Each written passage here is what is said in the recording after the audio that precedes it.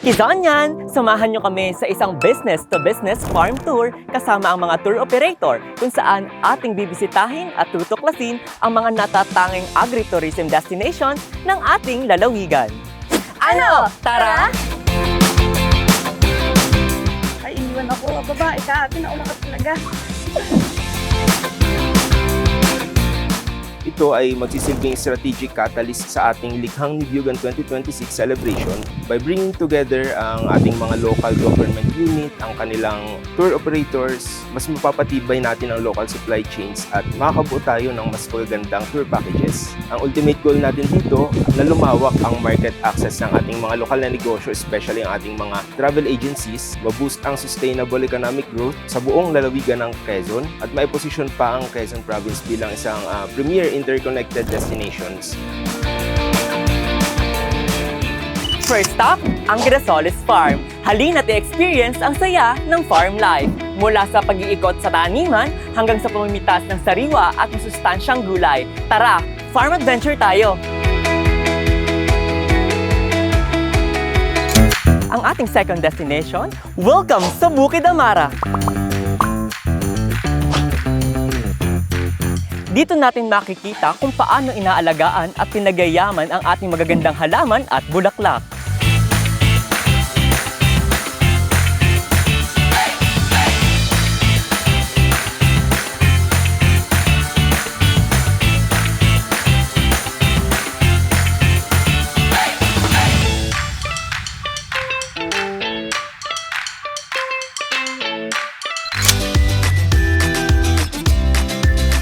Let's explore Cacao Farm.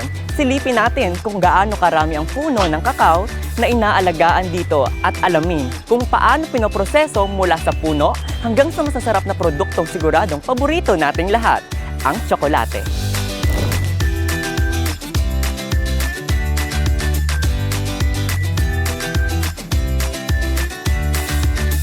From this,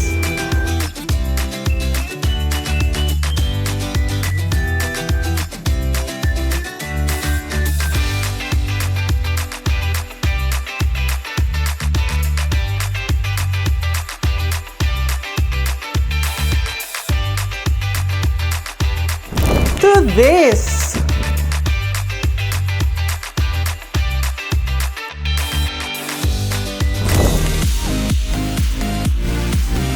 Kung gusto nyo naman ng ideal spot para sa inyong family and friends bonding, mag-chill at mag-enjoy, sulitin ang bawat oras kasama ang inyong loved ones, halina sa Casa Milan na matatagpuan sa Tayaba City.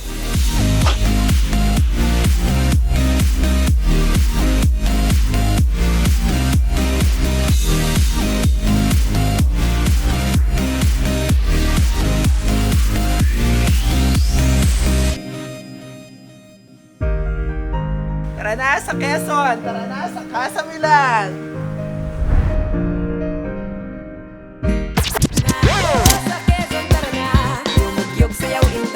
And if you're looking for perfect pasalubong, we've got you. We have here in Atimonan, maraming local delicacies na pang-uwi at pang-share sa family and friends. Pinagdiriwang ang iyot, kaya napapayugyog ang buong Quezon. Kilasang nga na umaalon, nag-uumapaw sa galat ang mga tao. Magandang tanawin at Sa pamamagitan ng familiarization tour na bahagi ng Likhang Nibyugan 2026, naging pagkakataon ito upang tuklasin at ipakilala ang ganda ng agritourism destination ng ating lalawigan. todo ang pistahan.